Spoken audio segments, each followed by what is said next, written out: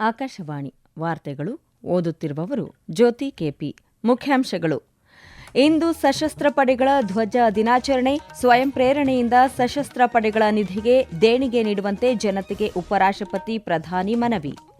ಗೋವಾದ ಅರ್ಪೊರಾದ ನೈಟ್ ಕ್ಲಬ್ನಲ್ಲಿ ಬೆಂಕಿ ಅವಘಡ, 23 ಮಂದಿ ಸಾವು, ಪ್ರಧಾನಿ ಪರಿಹಾರ ಘೋಷಣೆ.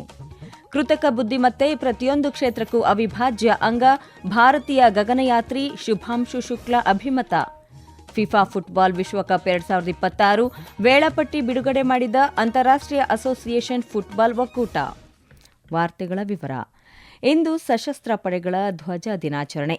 ಕಳೆದ 1949ರ ಡಿಸೆಂಬರ್ 7ರಿಂದ ಸಶಸ್ತ್ರ ಪಡೆಗಳ ಧ್ವಜ ದಿನಾಚರಣೆ ಆಚರಿಸಲಾಗುತ್ತಿದ್ದು, ಭಾರತದ ಗೌರವವನ್ನು ಕಾಪಾಡಲು ನಮ್ಮ ಗಡಿಗಳಲ್ಲಿ ಶೌರ್ಯದಿಂದ ಹೋರಾಡಿದ ಮತ್ತು ಹೋರಾಡುತ್ತಿರುವ ವೀರ ಯೋಧರನ್ನು ಗೌರವಿಸಲಾಗುತ್ತದೆ. ಸಶಸ್ತ್ರ ಪಡೆಗಳ ವೀರ ಯೋಧರ ಶೌರ್ಯ, ಸಾಹಸ, ತ್ಯಾಗ ಮತ್ತು ಅವರ ಬಲಿದಾನಗಳನ್ನು ಸಮಸ್ತ ನಾಡಿಗೆ ತಿಳಿಸಿ ಮಾತೃಭೂಮಿಯ ಸೇವೆಯಲ್ಲಿ ತಮ್ಮ ಪ್ರಾಣವನ್ನೇ ಅರ್ಪಿಸುವ ಧೀರ ಯೋಧರಿಗೆ ನಾಡಿನಾದ್ಯಂತ ಇಂದು ಗೌರವ ಸಮರ್ಪಿಸಲಾಗುತ್ತಿದೆ. ಈ ಕುರಿತು ಸಾಮಾಜಿಕ ಮಾಧ್ಯಮದಲ್ಲಿ ಸಶಸ್ತ್ರ ಪಡೆಗಳಿಗೆ ಉಪರಾಷ್ಟ್ರಪತಿ ಸಿಪಿ ರಾಧಾಕೃಷ್ಣನ್ ಪ್ರಧಾನಿ ನರೇಂದ್ರ ಮೋದಿ ಕೃತಜ್ಞತೆ ಸಲ್ಲಿಸಿದ್ದಾರೆ. ಉಪರಾಷ್ಟ್ರಪತಿ ಸಿಪಿ ರಾಧಾಕೃಷ್ಣನ್ ಅವರು ಸಶಸ್ತ್ರ ಪಡೆಗಳ ಧ್ವಜ ದಿನದ ನಿಧಿಗೆ ತಮ್ಮ ಪೂರ್ಣ 1 ತಿಂಗಳ ಸಂಬಳವನ್ನು ದೇಣಿಗೆ ನೀಡಿದ್ದಾರೆ.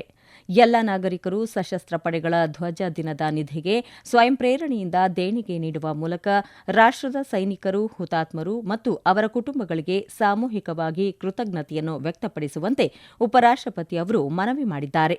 ದೇಶವನ್ನು ಅಚಲ ಧೈರ್ಯದಿಂದ ರಕ್ಷಿಸುವ ಧೈರ್ಯಶಾಲಿ ಪುರುಷರು ಮತ್ತು ಮಹಿಳೆಯರಿಗೆ ದೇಶವು ಕೃತಜ್ಞತೆ ಸಲ್ಲಿಸುತ್ತದೆ. ಸಶಸ್ತ್ರ ಪಡೆಗಳ ಶಿಸ್ತು, ಸಂಕಲ್ಪ ಹಾಗೂ ಅದಮ್ಯ ಮನೋಭಾವವು ಜನರನ್ನು ಸಂರಕ್ಷಿಸುತ್ತದೆ ಮತ್ತು ರಾಷ್ಟ್ರವನ್ನು ಬಲಪಡಿಸುತ್ತದೆ ಎಂದು ಪ್ರಧಾನಿ ನರೇಂದ್ರ ಮೋದಿ ಹೇಳಿದ್ದಾರೆ. ಅವರ ಬದ್ಧತೆಯು ಕರ್ತವ್ಯ, ಶಿಸ್ತು ಮತ್ತು ಭಕ್ತಿಯ ಪ್ರಬಲ ಉದಾಹರಣೆಯಾಗಿದೆ ಎಂದು ಅವರು ಹೇಳಿದ್ದಾರೆ. ಸಶಸ್ತ್ರ ಪಡೆಗಳ ಧ್ವಜ ದಿನದ ನಿಧಿಗೆ ಕೊಡುಗೆ ನೀಡಿ ಪ್ರೋತ್ಸಾಹಿಸಬೇಕು ಎಂದು ಪ್ರಧಾನಿ ಅವರು ಜನತೆಗೆ ಮನವಿ ಮಾಡಿದ್ದಾರೆ. ರಕ್ಷಣಾ ಸಚಿವ ರಾಜನಾಥ್ ಸಿಂಗ್ ನಮ್ಮ ಸಶಸ್ತ್ರ ಪಡೆಗಳ ಶೌರ್ಯ ಮತ್ತು ತ್ಯಾಗಗಳಿಗೆ ವಂದಿಸುವುದಾಗಿ ತಿಳಿಸಿದ್ದಾರೆ. ಅವರ ಧೈರ್ಯವು ನಮ್ಮ ರಾಷ್ಟ್ರವನ್ನು ರಕ್ಷಿಸುತ್ತದೆ ಮತ್ತು ಅವರ ನಿಸ್ವಾರ್ಥ ಸೇವೆಯು ಸ್ಮರಣಾರ್ಹ. ಸಶಸ್ತ್ರ ಪಡೆಗಳ ಧ್ವಜ ದಿನದ ನಿಧಿಗೆ ಉದಾರವಾಗಿ ಕೊಡುಗೆ ನೀಡಬೇಕು ಎಂದು ಕೋರಿದ್ದಾರೆ. ರಕ್ಷಣಾ ಸಿಬ್ಬಂದಿ ಮುಖ್ಯಸ್ಥ ಜನರಲ್ ಅನಿಲ್ ಚೌಹಾಣ್ ಭಾರತೀಯ ಸಶಸ್ತ್ರ ಪಡೆಗಳ ಎಲ್ಲ ಶ್ರೇಣಿಗಳು, ಮಾಜಿ ಸೈನಿಕರು ಮತ್ತು ಮಹಿಳಾ ಯೋಧರಿಗೆ ಶುಭಾಶಯ ಕೋರಿದ್ದಾರೆ. ಯೋಧರ ದೃಢ ನಿಶ್ಚಯದ ಅದಮ್ಯ ಸೇವಾ ಮನೋಭಾವ ಮತ್ತು ಭಾರತದ ರಕ್ಷಣಾ ಸನ್ನದ್ಧತೆ ಹಾಗೂ ರಾಷ್ಟ್ರೀಯ ಭದ್ರತೆಗೆ ನಿರಂತರ ಕೊಡುಗೆಯನ್ನು ಶ್ಲಾಘಿಸಿದ್ದಾರೆ. ಎಲ್ಲ ಗಡಿಗಳು ಮತ್ತು ಕ್ಷೇತ್ರಗಳಲ್ಲಿ ರಾಷ್ಟ್ರದ ಸಾರ್ವಭೌಮತ್ವವನ್ನು ಕಾಪಾಡಿದ ಸೈನಿಕರು, ನಾವಿಕರು ಮತ್ತು ವಾಯು ಯೋಧರ ಅಚಲ ಬದ್ಧತೆ, ಅಸಾಧಾರಣ ಶೌರ್ಯ ಮತ್ತು ಸರ್ವೋಚ್ಚ ತ್ಯಾಗಗಳನ್ನು ಅವರು ಗೌರವಿಸಿದ್ದಾರೆ. ಉತ್ತರ ಗೋವಾದ ಆರ್ಪೊರಾದ ನೈಟ್ ಕ್ಲಬ್ನಲ್ಲಿ ಸಂಭವಿಸಿದ ಬೆಂಕಿ ಅವಘಡದಲ್ಲಿ 25 ಮಂದಿ ಮೃತಪಟ್ಟಿದ್ದಾರೆ. ಮುಖ್ಯಮಂತ್ರಿ ಪ್ರಮೋದ್ ಸಾವಂತ್ ಸ್ಥಳಕ್ಕೆ ಧಾವಿಸಿ ಪರಿಶೀಲಿಸಿದ ನಂತರ ಮೃತರಲ್ಲಿ ಹೆಚ್ಚಿನವರು ಕ್ಲಬ್ನ ಕೆಲಸಗಾರರು ಮತ್ತು ಪ್ರವಾಸಿಗರು ಎಂದು ಮಾಹಿತಿ ನೀಡಿದ್ದಾರೆ. ಈ ದುರಂತಕ್ಕೆ ರಾಷ್ಟ್ರಪತಿ ದ್ರೌಪದಿ ಮುರ್ಮು, ಉಪರಾಷ್ಟ್ರಪತಿ ಸಿಪಿ ರಾಧಾಕೃಷ್ಣನ್, ಪ್ರಧಾನಿ ನರೇಂದ್ರ ಮೋದಿ ಸಾಮಾಜಿಕ ಮಾಧ್ಯಮದಲ್ಲಿ ಸಂತಾಪ ಸೂಚಿಸಿದ್ದಾರೆ. ಈ ಕಷ್ಟದ ಸಮಯದಲ್ಲಿ ಮೃತರ ಕುಟುಂಬಗಳಿಗೆ ದುಃಖ ಭರಿಸುವ ಶಕ್ತಿ ದೊರಕಲಿ ಎಂದು ರಾಷ್ಟ್ರಪತಿಗಳು ಆಶಿಸಿದ್ದಾರೆ. ಗಾಯಾಳುಗಳು ಶೀಘ್ರವಾಗಿ ಚೇತರಿಸಿಕೊಳ್ಳಲಿ ಎಂದು ಪ್ರಾರ್ಥಿಸಿದ್ದಾರೆ. ಉಪರಾಷ್ಟ್ರಪತಿ ಸಿಪಿ ರಾಧಾಕೃಷ್ಣನ್ ಈ ದುರಂತದಿಂದ ತೀವ್ರ ದುಃಖಿತರಾಗಿರುವುದಾಗಿ ತಿಳಿಸಿದ್ದಾರೆ. ದುಃಖದ ಈ ಕ್ಷಣದಲ್ಲಿ ತಮ್ಮ ಪ್ರಾರ್ಥನೆ ಮೃತ ಕುಟುಂಬಗಳೊಂದಿಗೆ ಇವೆ ಎಂದು ಹೇಳಿದ್ದಾರೆ. ಗಾಯಗೊಂಡವರೆಲ್ಲರೂ ಶೀಘ್ರವಾಗಿ ಚೇತರಿಸಿಕೊಳ್ಳಲಿ ಎಂದು ಅವರು ಹಾರೈಸಿದ್ದಾರೆ.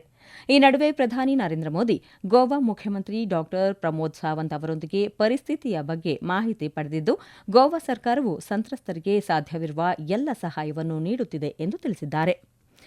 ಪ್ರಧಾನಿಯವರು ಪ್ರಧಾನಮಂತ್ರಿಗಳ ರಾಷ್ಟ್ರೀಯ ಪರಿಹಾರ ನಿಧಿಯಿಂದ ಮೃತರ ಕುಟುಂಬಕ್ಕೆ 2 ಲಕ್ಷ ರೂಪಾಯಿಗಳ ಪರಿಹಾರವನ್ನು ಘೋಷಿಸಿದ್ದಾರೆ. ಗಾಯಾಳುಗಳಿಗೆ 50,000 ರೂಪಾಯಿಗಳನ್ನು ನೀಡಲಾಗುವುದು ಎಂದು ತಿಳಿಸಿದ್ದಾರೆ.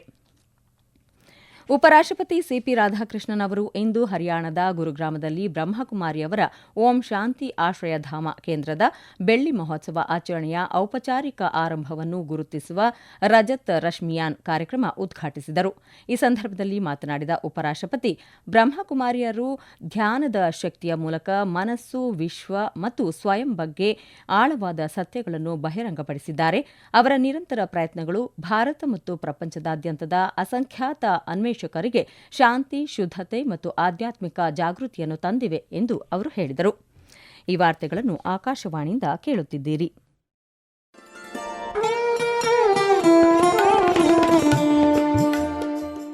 ಆಕಾಶವಾಣಿ ಸುದ್ದಿ ವಿಭಾಗದಿಂದ ಪ್ರದೇಶ ಸಮಾಚಾರವನ್ನು ಪ್ರತಿದಿನ ಬೆಳಿಗ್ಗೆ 7:05, ಮಧ್ಯಾಹ್ನ 12 ಮತ್ತು 2:30 ಹಾಗೂ ಸಂಜೆ 6:40ಕ್ಕೆ.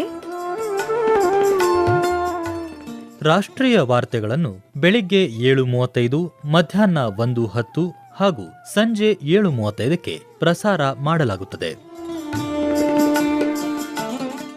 ಈ ಎಲ್ಲಾ ವಾರ್ತೆಗಳನ್ನು ನಮ್ಮ ಯೂಟ್ಯೂಬ್ ಖಾತೆ ಆಕಾಶವಾಣಿ ನ್ಯೂಸ್ ಕನ್ನಡ, ಫೇಸ್ಬುಕ್ ಖಾತೆ ಆಕಾಶವಾಣಿ ವಾರ್ತೆ ಕನ್ನಡ ಇದರಲ್ಲಿ ಆಲಿಸಬಹುದು. ನಿಖರ ಮತ್ತು ವಿಶ್ವಾಸಾರ್ಹ ಸುದ್ದಿಗಳಿಗಾಗಿ ಕೇಳಿ ಆಕಾಶವಾಣಿ ವಾರ್ತೆ.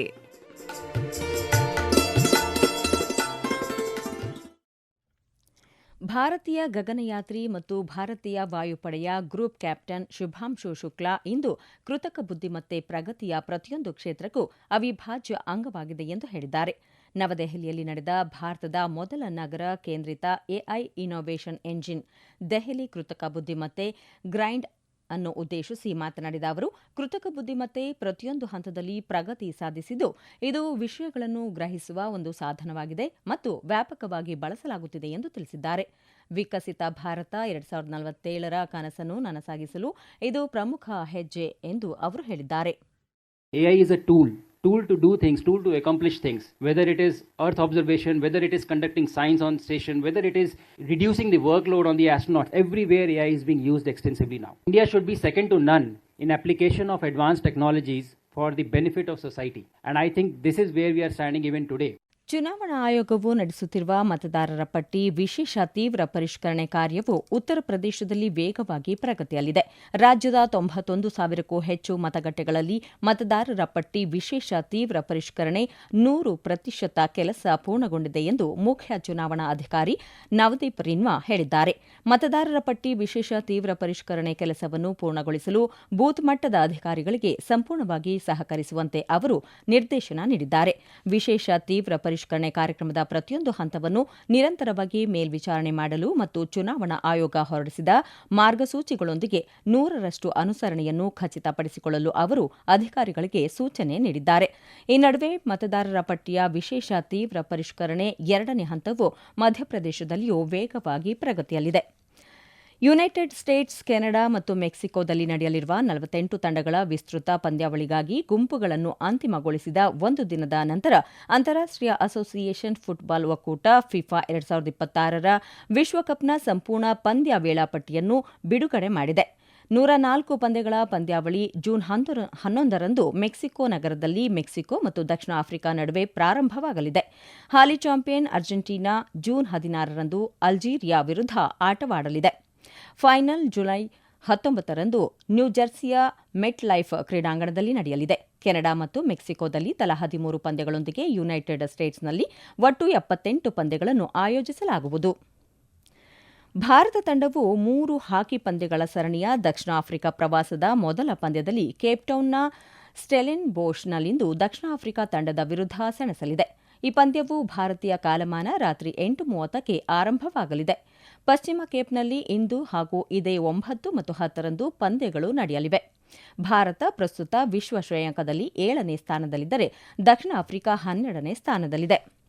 ಕೊನೆಯಲ್ಲಿ ಮತ್ತೊಮ್ಮೆ ಮುಖ್ಯಾಂಶಗಳು. ಇಂದು ಸಶಸ್ತ್ರ ಪಡೆಗಳ ಧ್ವಜ ದಿನಾಚರಣೆ. ಸ್ವಯಂ ಪ್ರೇರಣೆಯಿಂದ ಸಶಸ್ತ್ರ ಪಡೆಗಳ ನಿಧಿಗೆ ದೇಣಿಗೆ ನೀಡುವಂತೆ ಜನತೆಗೆ ಉಪರಾಷ್ಟ್ರಪತಿ ಪ್ರಧಾನಿ ಮನವಿ. ಗೋವಾದ ಅರ್ಪೋರಾದ ನೈಟ್ ಕ್ಲಬ್ನಲ್ಲಿ ಬೆಂಕಿ ಅವಘಡ, 23 ಮಂದಿ ಸಾವು, ಪ್ರಧಾನಿ ಪರಿಹಾರ ಘೋಷಣೆ. ಕೃತಕ ಬುದ್ದಿಮತ್ತೆ ಪ್ರತಿಯೊಂದು ಕ್ಷೇತ್ರಕ್ಕೂ ಅವಿಭಾಜ್ಯ ಅಂಗ, ಭಾರತೀಯ ಗಗನಯಾತ್ರಿ ಶುಭಾಂಶು ಶುಕ್ಲಾ ಅಭಿಮತ. ಫಿಫಾ ಫುಟ್ಬಾಲ್ ವಿಶ್ವಕಪ್ 2026 ವೇಳಾಪಟ್ಟಿ ಬಿಡುಗಡೆ ಮಾಡಿದ ಅಂತಾರಾಷ್ಟೀಯ ಅಸೋಸಿಯೇಷನ್ ಫುಟ್ಬಾಲ್ ಒಕ್ಕೂಟ. ಇಲ್ಲಿಗೆ ವಾರ್ತಾ ಪ್ರಸಾರ ಮುಕ್ತಾಯವಾಯಿತು. ನಮ್ಮ ಮುಂದಿನ ಪ್ರದೇಶ ಸಮಾಚಾರ ಮಧ್ಯಾಹ್ನ 2:30ಕ್ಕೆ.